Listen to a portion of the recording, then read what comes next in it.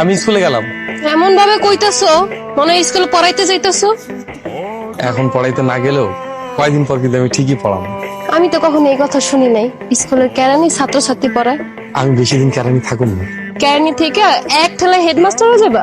এইসব বইলে আমাদের শরম দিতেছে কেন? করো কেরানির চাকরি, ফের আবার সরো।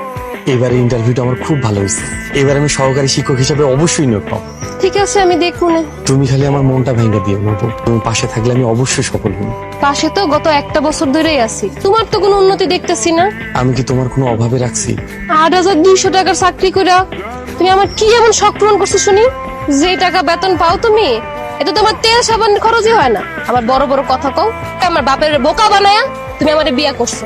তোমার বাপরে জিগায় দেখো, আমি তার এমন কোনো কথা দিয়া তোমার বিয়া করি নাই। আমার কপাল তোমার বাপই খাইছে। শিক্ষিত পুলা দেখা কোনো কিছু যাচাই বাছাই না করে একটা কেরানির লগে আমার বিয়া করো। আল্লাহ আমার বাপের বিচার ঠিকই করবে। তাইলে এখন তুমি কি করতে চাও? আমি এই কেরানির বউ পরিচয় নিয়ে সমাজে চলতে পারবো না। এই শাড়িটা আমার কেমন লাগতেছে? অনেক সুন্দর লাগতেছে। নতুন শাড়ি? হ ভাবি, নতুন শাড়ি। কাল রাইতে আপনার ভাই আমার আয়না দিছে। কোথাও যাইবা? হ ভাবি, একটা দাওয়াত আছে। তুমি বাড়িতে না গিয়ে এখানে বসে আছো? আপনি অনুমতি দিলে আপনার একটা কথা দিতাম। আমার কয়টা টাকা লাগতো স্যার, আমার কয়টা টাকা ধার দেবেন? বেতন পাইলে দিয়ে দেবো। টাকা দিয়ে কি করবা শুনি? বিয়ার পরে বউটারে কিছু উপহার দেবো, সেটাও হইয়া ওঠেনি। আমার বউটা সবসময় সাধ্যের মধ্যে থেকে কিছু করতে না, সাধ্যের বাইরে গিয়ে কোনো কিছু করতে দিও না। বুঝতে পারছি স্যার। বউ, ও বউ, এই যে দেখো তোমার লাগে আমি কি আনছি। স্কুল থেকে বাজারে দিয়ে গেছিলাম, তোমার লাগে একটা শাড়ি কিনে আনছি। শাড়ি পছন্দ হয় নাই? শাড়ি কি পছন্দ হইব? তোমার পছন্দ আর রিক্সাওয়ালা কাদের পছন্দ তো একই। এমন করে কেন কইতাছো বউ?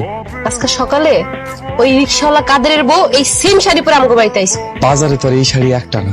এখন যদি কাদের তার বউয়ের লাগে সেম শাড়ি কিনে আনে, আমি কি করুম কও? ব্যাপারটা হইছে পছন্দের, আর তোমার পছন্দ একটা রিক্সাওয়ালার পছন্দ একই, এটাই প্রমাণ হইব। সমস্যাটা আসলে আমার ভাগ্যের। বিয়ের পর থেকে তোমার খুশি করার লেগে আমি যা যা করছি সবকিছু তোমার অখুশির কারণ হয়েছে। অকর্মা মানুষে ভাগ্যের দোষিত। আমার শিক্ষকতা চাকরিটা কি হইব? এসব বিষয় তো আর আমার হাতে নেই যে আমি তোমাকে একটা আশা ভরসা দেব। আমার বউ স্যার নিজের কেরানির বউ হিসেবে মাইনাই নিতে পারতেছে না। শিক্ষকতা চাকরিটা হইলে আমার সংসারটা হয়তো বাঁচবো। আপনার কাছ থেকে 500 টাকা লইয়া বউয়ের লাগে একটা শাড়ি কিনছিলাম। আমার ভাগ্যটাই খারাপ স্যার। আমাকে গ্রামের ওই যে রিক্সাওয়ালা কাদের আছে, হ্যাঁ বউ সেম শাড়ি পরে আমাকে বাড়িতে আইছে। দেখো মনু, আমার মনে হয় তোমাদের সমস্যাটা অন্য কোথাও, আর যার কারণে তোমার স্ত্রী ছোট ছোট বিষয় নিয়ে তোমার সাথে মান অভিমান করে। আমিও বুঝতে পারি না স্যার, বড় লোকের মাইয়া কোনোদিন গরিবের বউ হয় না। আমার কপালটাই খারাপ। সমস্যা অন্য জায়গায়।